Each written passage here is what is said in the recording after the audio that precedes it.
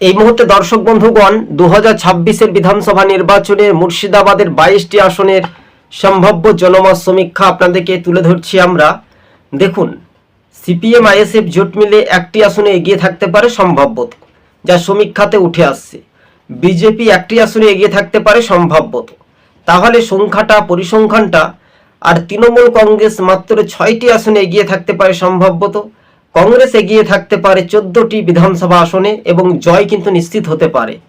কেননা সংখ্যালঘু জেলা অর্থাৎ তৃণমূল কোন কোন আসনগুলো পাচ্ছে: হরিহরপাড়া বিধানসভা, জঙ্গিপুর বিধানসভা, এছাড়াও খড়গ্রাম বিধানসভা, এছাড়াও আমরা দেখতে পাচ্ছি সরাসরি শামশেরগঞ্জ বিধানসভা, সাগরদিঘি বিধানসভা। এইসব আসনগুলো কিন্তু তৃণমূল এবং নওদা, এইসব আসনগুলো তারা কিন্তু এগিয়ে থাকতে পারে।